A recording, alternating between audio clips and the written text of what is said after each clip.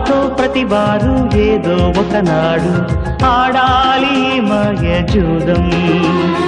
గెలిచామో ఓడామో అది ముఖ్యం కాదు, ఊహలతో వేయాలి పందెం.